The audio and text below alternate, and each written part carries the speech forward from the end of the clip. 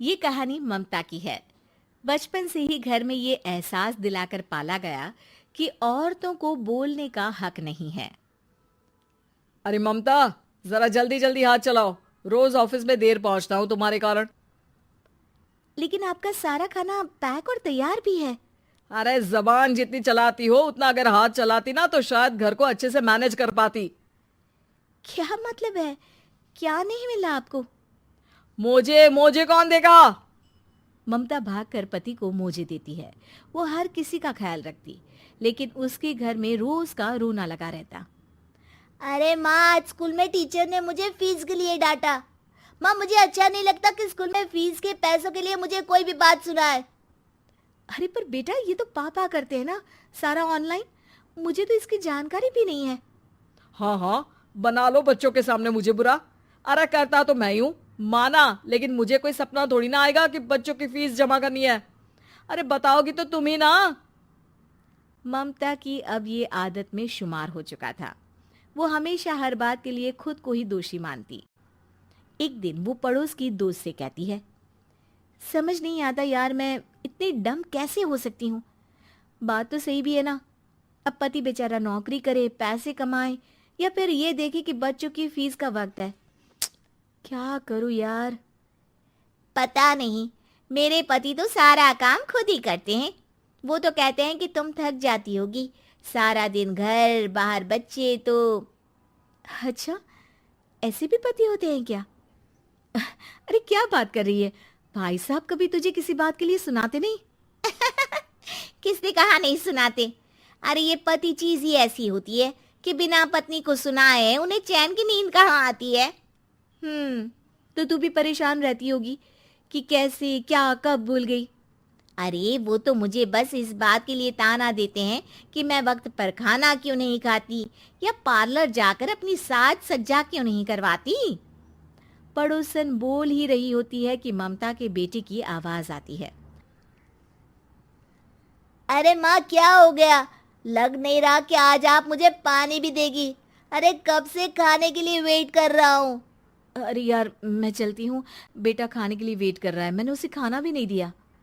अरे 12वीं में पहुंच चुका है तुम्हारा बेटा, उसे बोलो खुद पानी लिया करे। मैंने तो अपने बच्चों को काम करना सिखाया है। अरे यार, खुद की भी तो कोई लाइफ है। माना जब नहीं कर सकते थे तो किया, लेकिन अब इतने बड़े बच्चों की हर बात मानेंगे तो मुश्किल तो अपने को ही होगी। ममता को पड़ोसन की बात में दम तो लगता है, लेकिन करे क्या, आदत भी तो खुद ही ने डाली थी। ममता घर जाती है कि तभी बेटी आ जाती है। माँ, परसों मुझे एक शादी में जाना है। तेरी वो जो लाल वाली साड़ी है ना, उसे दे देना। मैं आज जाकर टेलर को दे दूंगी, वो उस साड़ी से सूट बना देगा। अरे नहीं नहीं तारा, वो मेरी माँ ने मुझे दी थी और उस साड़ी से मेरी काफ़ी भावनाएं जुड़ी हैं। तुमको ना मैं दूसरी साड़ी दे दूंगी। ओके, कोई बात नहीं, लेकिन आज दे ही देना पक्का। तारा माँ की साड़ी से सूट बनवाकर पार्टी में जाती है, लेकिन जब वो पार्टी से लौटती है, क्या है, मैं तो समझ ही नहीं पा रही हूँ। अरे जब वो साड़ी मांगी थी तो ये छल्ली सी साड़ी क्यों दे दी? मैं ही पागल थी जो इस साड़ी का सूट बनवा लिया मैंने। माँ, जानती भी हो कि कॉलेज में मेरी कितनी हंसी उड़ी। तभी वहां ममता का पति सुनील आ जाता है। अरे गवार औरत, जब बेटी साड़ी मांग रही थी तो दे देती ना। अरे पापा, इनके तो इमोशंस जुड़े थे उस साड़ी से। ममता इतने सब के बाद भी कुछ नहीं बोलती। मेरी बेटी की बेइज्जती हो गई, मैं बिल्कुल बर्दाश्त नहीं कर सकता ये। मैं नहीं चाहता कि मेरी बेटी से कोई भी ज्यादा सुंदर लगे पूरे कॉलेज में। जी, वो पढ़ने में तारा बिल्कुल अच्छी नहीं है, उसकी पढ़ाई पर आप ध्यान दीजिए ना। अच्छा, अब तुम मुझे बताओगी कि मुझे किस पर ध्यान देना और किस पर नहीं। रमेश जैसा ही ये वाक्य पूरा करता है, ममता की बेटी और पति उस पर जोर जोर से हंसते हैं। अरे ठीक है ना, पता ही नहीं चला कि कैसे वक्त इतना बीत गया। अरे कैसे पता चलेगा माँ, हम लोगों के पीछे जो तू बैताल की तरह चिपकी रहती थी, तुझे कैसे वक्त का पता चलता? ममता को पहले सास ससुर, फिर पति और बच्चों की तरफ से इस तरीके की बातें सुनकर उसका मन बहुत दुखी रहता था। एक दिन, सुनो ना, बहुत दिनों से कमर के नीचे बहुत दर्द रहता है। कल मैंने देखा तो एक फोड़ा था। अरे ममता, एक बार अपने पति से बात करो, वो तुम्हारा फोड़ा डॉक्टर को दिखा देंगे। अरे नहीं नहीं, वो तो गुस्सा हो जाएंगे। अरे क्यों गुस्सा हो जाएंगे? तुमको दर्द है? हाँ, लेकिन वो यही बोलेंगे कि ऑफिस जाऊं या फिर तुम्हें लेकर डॉक्टर के पास।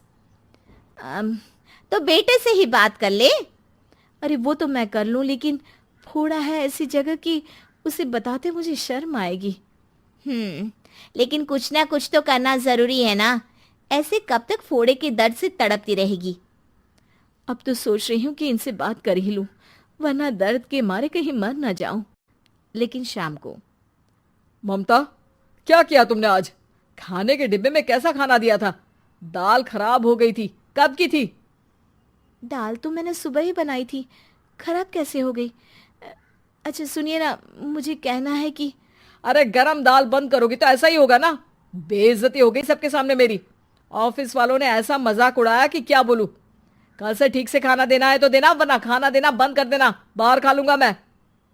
ममता, जो पति से अपनी परेशानी बताने वाली थी, वो अब ये सोचने लगती है कि कल से पति को खाने में क्या दे। अगले दिन ममता थकी थकी सी हालत में, आप लोगों के लिए नाश्ता बना दिया है, खाना बनाने की हिम्मत नहीं है आज तो। रात भर सोकर थक गई है ना, इसीलिए तो खाना नहीं बना सकती। हिम्मत नहीं हो रही है, मैं बस सोने जा रही हूँ। बस मैडम को सोने का बोल दो, फिर देखो कैसे सोती रहती है। माँ, फिर वही पराठा सब्जी। अरे हमारे साथ के दोस्त एक से बढ़कर एक नाश्ता खाना लेकर आते हैं, आप तो बस।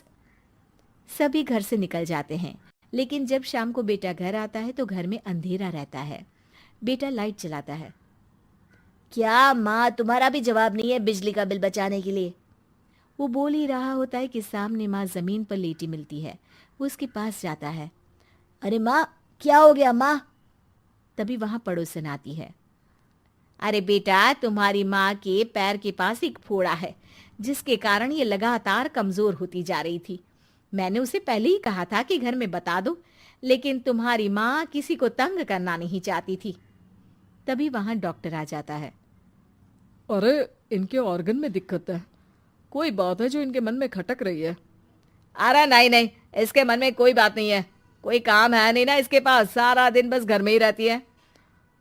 देखिए, मैं तो ये नहीं जानता, लेकिन हाँ, इनके मन में हमेशा कोई बात रह जाती होगी, इसीलिए उनकी ये हालत है। अगर आप समय से नहीं ले आते तो हो सकता था कि। अरे नहीं नहीं डॉक्टर साहब, हम पूरी कोशिश करेंगे कि वो ठीक हो जाए।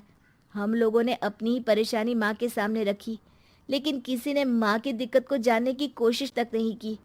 हाँ, मैंने भी ममता को हमेशा घरेलू जरूरत से ज्यादा काम का नहीं सोचा था। ममता को होश आता है और वो खुद को अपने बेडरूम में देखती है। वो उठने की कोशिश करती है कि माँ, अब आप नहीं उठेंगी। हम लोग है ना, हम लोग आपको पूरी तरह से खुश रखने की कोशिश करेंगे।